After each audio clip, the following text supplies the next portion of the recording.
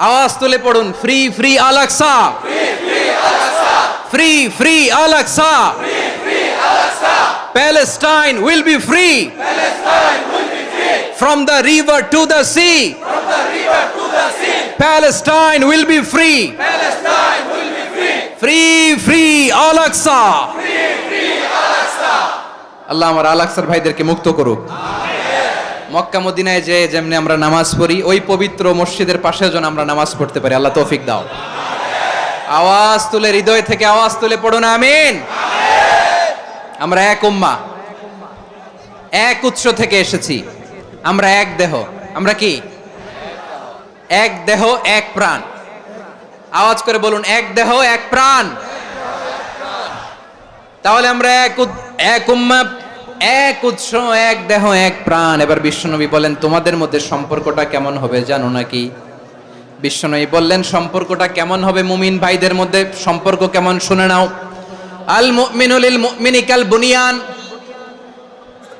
আল মুমিনু লিল মুমিনি কাল বুনিয়ান ইয়াশুদ্দু বাদুহু বাদা। মুমিনরা হলো বিশাল একটা দেয়ালের মতো, প্রাচীরের মতো, যাদের সম্পর্ক মজবুত সম্পর্ক, যাদের বন্ধন সুদৃঢ় বন্ধন, ইস্পাত কঠিন দেয়ালের মতো, সীসা ঢালা প্রাচীরের মতো আমাদের সম্পর্ক। পড়েন সুবহানাল্লাহ। হৃদয় ঠান্ডা লাগে না? আমি বলতে যেই তো আমার কলিজা ঠান্ডা হয়ে যাচ্ছে। আমরা যে ভাই ভাই, আমাদের সম্পর্কটা কেমন? বিষ্ণু বলেন, তোমাদের সম্পর্ক বড্ড মজবুত সম্পর্ক, তোমাদের বন্ধন বড় সুদৃঢ় বন্ধন, এটা ইস্পাত কঠিন দেয়ালের মতো, সীসা ঢালা প্রাচীরের মতো, সীসা ঢালা প্রাচীরের মতো তোমাদের বন্ধন। একটা দেয়াল প্রাচীর যেমনি একটা part, one part strengthen the other part, তেমনি আমরা এক পার্ট আরেক পার্টকে হেল্প করি, সহযোগিতার হাত বাড়িয়ে দেই। বিশ্বনবী সবশেষ একটা উদাহরণ দিলেন। উদাহরণ কি দিলেন? ওয়াসাব্বাকা বাইনা আসাবিহি। আমার আঙ্গুলগুলো দেখতেছেন? এদিকে কয় আঙ্গুল, এদিকে কয় আঙ্গুল, মোট কয় আঙ্গুল? বিশ্বনবী বলেন, ওয়াসাব্বাকা বাইনা আসাবিহি। এই ডান হাতের 5 আঙ্গুল বাম হাতের 5 আঙ্গুলের ভিতরে সবাই এরকম ঢুকান তো, ঢুকা এরকম চাপ মারেন। এবার দেখেন মজবুত কিনা। সুবহানাল্লাহ পড়বেন না? বিশ্বনবী বললেন, ডান হাতের 5 আঙ্গুল বা হাতের 5 আঙ্গুলের মধ্যে ঢুকিয়ে দিলে যেমন শক্ত আর মজবুত, মুমিন ভাইদের মধ্যে সম্পর্ক এমন মজবুত। পড়েন সুবহানাল্লাহ। এরকম 5 আঙ্গুল ঢুকিয়ে এরকম শক্ত করেন, এরকম মজবুত। আল মুমিনু লিল মুমিনি কাল বুনিয়ান ইয়াশুদ্দু বাদুহু বাদা ওয়া শাব্বাকা বাইনা আসাবিহি। তাহলে আমরা এক উম্মাহ, আমরা এক উৎস থেকে এসেছি,